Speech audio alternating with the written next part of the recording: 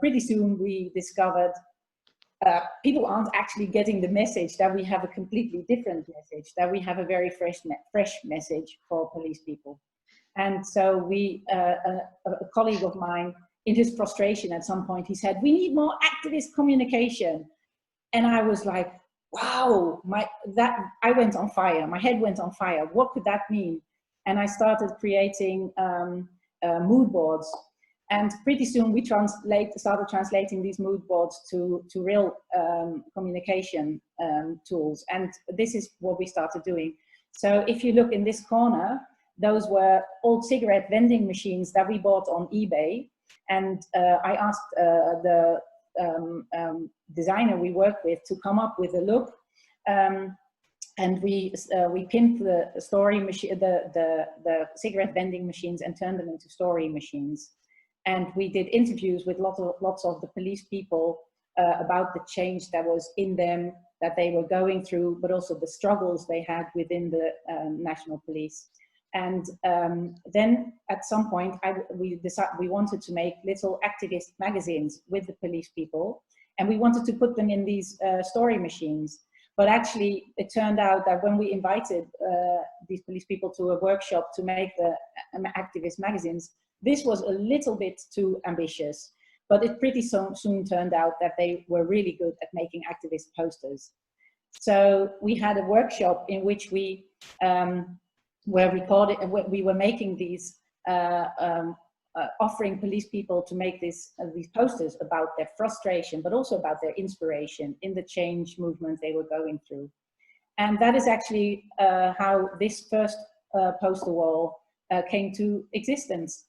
And the cool thing was that then we went with after a few months, we had hundreds of posters, and we took the story machines and the poster walls, and we used them in a kind of guerrilla communication within the Dutch National Police. So if somewhere it would be really difficult for police people, we would pop up with the story machines, with the poster walls, and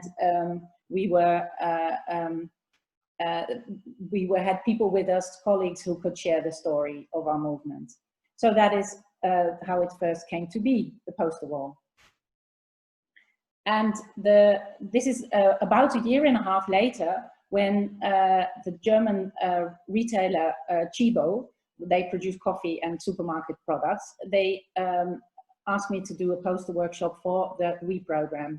And the WE program is a very beautiful dialogue program they have around the world in the factories where they actually source their products. And in these factories, human rights are an issue. And but instead of actually wanting to work on the human rights through auditing, they WE program works on the basis of dialogue and on the basis of creating trust and interaction with the workers. And the two people you see standing there are two facilitators who are working in the factory. So I did this poster workshop for the facilitators who hold the dialogues in the factories. And but there was one complicating factor, and that is that they told me it has to look good. So you get to do the workshop, but an hour later we will have all kinds of stakeholders in that room. So it just has to look good. So I decided, I thought, so how can we make it look good?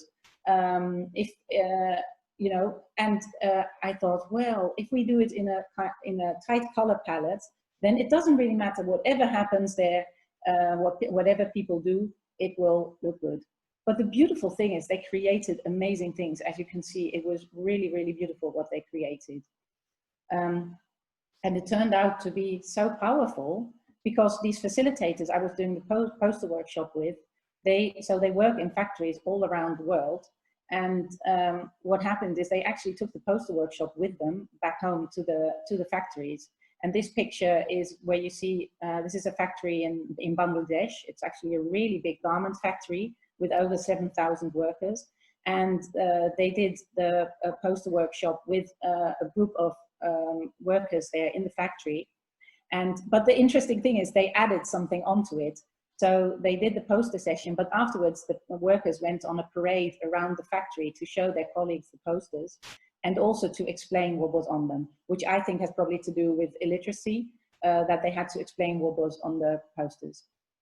And then some of the facilitators who had missed the poster workshop and were sorry to have missed it because they saw other colleagues were applying it in the factories, asked me to do the poster workshop online. And that is the first time, so today is the second time, but that was the first time that I did the poster workshop online. But people were still creating their posters at home and just showing them in front of Zoom. And this is last year. Last year in Berlin at the Berlin Change Days, we had the incubator, which was a space where people could come to chill out a bit between all the talks, meet other people, have a good talk, do some work. And we also had the opportunity there for a poster wall. So we had a big wall and we had a table with lots of materials on it. And people could just go in and create a poster, you know, inspired by a beautiful quote they'd heard or as harvesting of a workshop. And the first day it was still really quiet, but then the second or the third day, people started coming in, and by the last day, the wall was covered in posters. And that was actually the inspiration for today. So this is where we have come today. And it's actually interesting how a couple of things come together here, which is COVID-19 and the appearance of mural. Because of COVID-19, of course, we all have to work digitally a lot. And for me, it was the first time in the last few months that, or a couple of months ago, I got to know mural for the first time. Possibly some of you have learned it for much longer, but for me, it was quite recent. But I realized as soon as I realized, you can add pictures and you can add text, voila, that's a poster wall. So, and that's when I decided that could be a cool new addition to create a digital poster wall. And why I like the poster wall as a way of harvesting is actually because it's not one person harvesting, it's everybody. So what I really liked in Charlie's story is that it's everybody's perspective. It's everybody's story about the future that actually creates the whole story. And that is the same with a poster harvesting. It's not one harvester who's harvesting, but it's everybody. What I also like about it is that it's really straightforward. So it's not a long text you have to read. You know, even if you just walk by it or glance through it, you get the message, which I think is really powerful. I also really like it as a harvesting tool because it's actually a poster wall is very easy to communicate frustration and inspiration. So there's the balance, the power and the love. I think it's helpful if we, you know, if not everything is negative, but it's also not helpful if everything is positive. You need the balance, and I think a poster wall works really well like that. Also, it adds beauty to your movement, and it adds visuals to your movement, which quite often is also a struggle. You know, okay, we've got the words, but what are we going to show the people? And I think that is really a good way of adding visuals and adding beauty, which makes it more lovable and more spreadable, more shareable, so that your ideas can also spread. The last two things, I think it's also great because it activates different parts of the brain than always talky. I think it's very good, you know, we all know that if you want to create change, you need the whole human. You need the mind, but you also need the heart, and you also need the body, and you need the creativity. And I think this is another way of bringing that in. And also I think it's inclusive, because as you saw just now in the factories, everybody can take part in it. And because everybody can take part, it also, they own it more, they own the message more. So that's why I think all of these are reasons why it's a helpful tool in change, in transformation.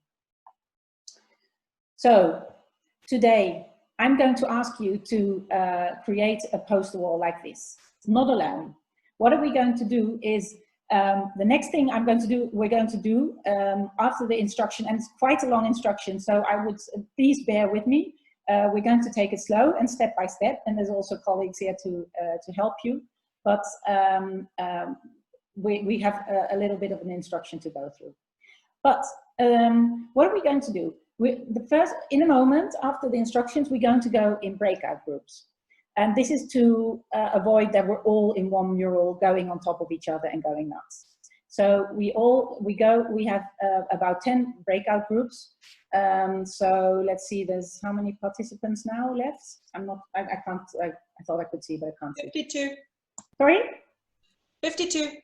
Okay, that's great. So there's 5. Includes us. So it's even more. So about 4 to 5 people in per breakout group, which is wonderful. That's great.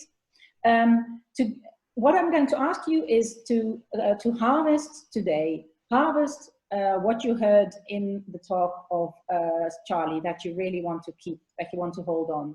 Harvest any other thoughts that you can associate with it. Harvest what you want to keep for the future, what you want to take for the future, and what you want to leave out. So leave space for inspiration and irritation, if you like. You can all make your own posters, but you all in your group you also make it together one wall. So in the wall you can make your own posters and you can create the whole together. Also, if you look at this picture, you see there's some that are posters, some that are just pictures, and some some like banners. You can add everything, and I'm going to show you in a moment. You can also use materials from your own laptop or from internet. So what I'm going to, two more instructions. This wall has, I've given each of you a color palette, which you will see in a moment when you go into your mural. And so it would be great if you work within that color palette. And at the end, we would love it if you give your wall also like an overarching theme, so that you can give it a sentence at the end, which indicates a little bit what your poster means to your group. But I will show you that more carefully in a moment. What I'm going to do now is I'm going to go into Housepace. I have to get out of this.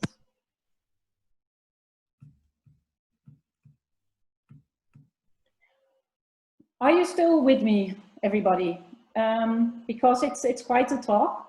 Yeah? Yes. Yeah? Okay.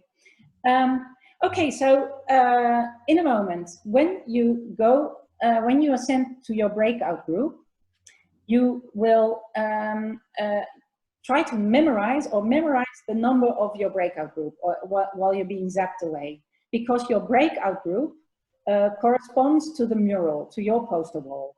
So each group has its own poster wall, and for instance, if you're in breakout group 3, poster wall 3 is your poster wall.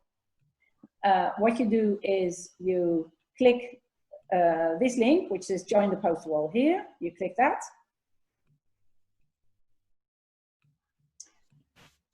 You're taken into mural, but you go back to Housepace, and you click the link underneath, which gives you some of the materials, the Pinterest board.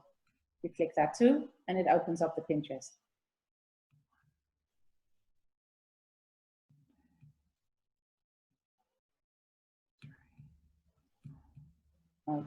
Okay, so here you see this group 3 has got this color palette. So I've sorted out the color palette. You can tell the color palette by the couple of starting posters I've put on your mural.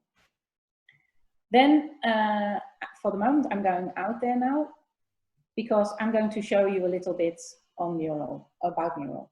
But I have one question first.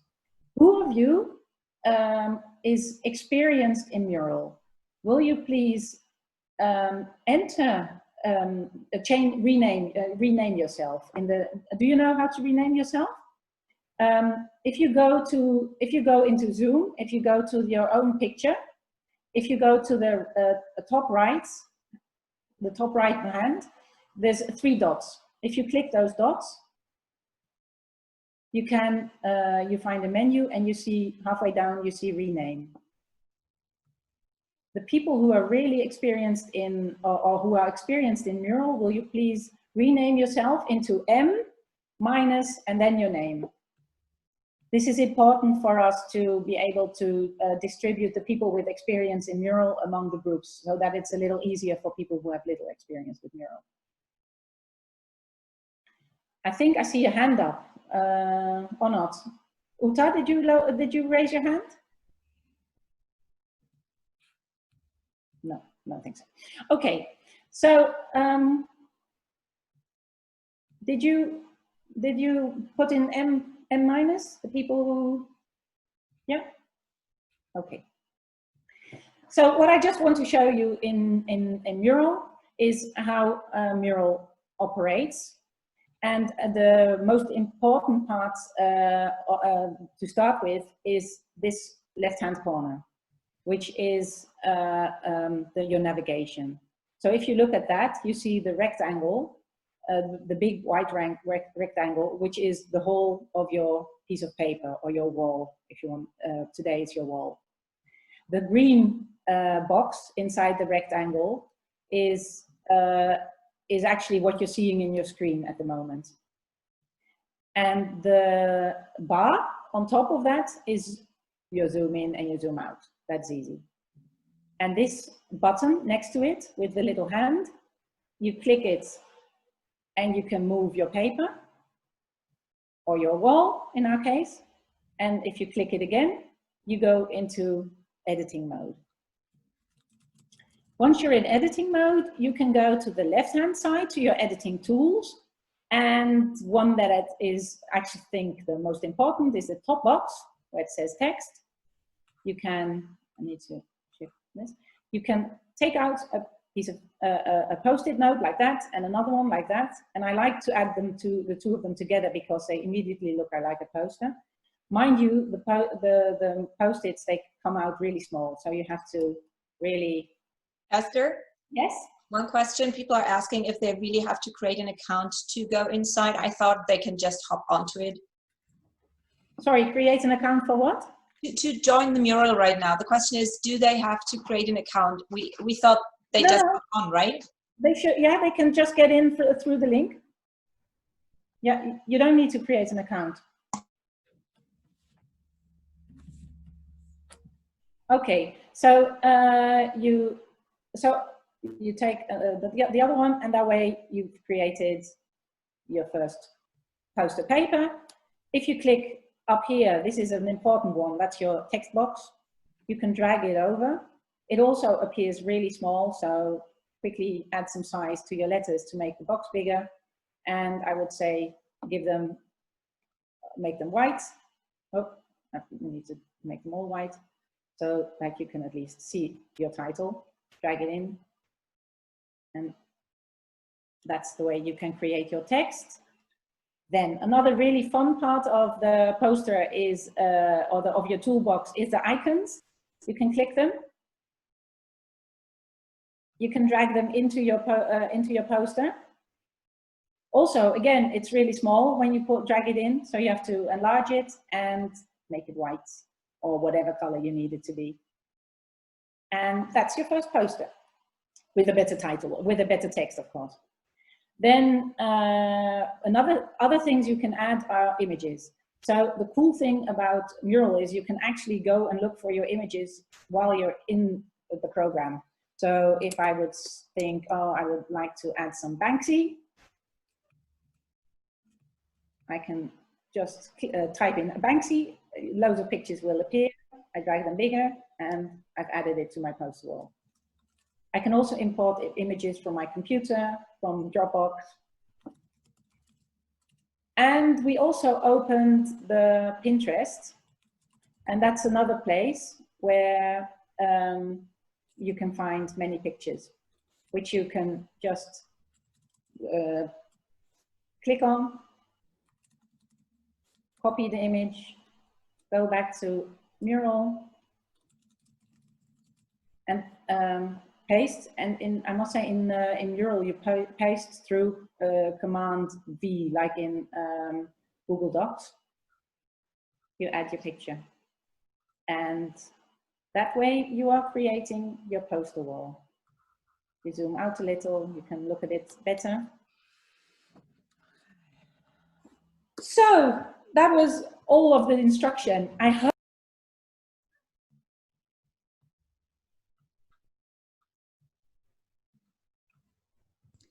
Esther, you're muted. We can't hear you anymore. So, was I muted for a long time? No, right? No, you just said, I hope, and then you were gone. Oh, okay, okay.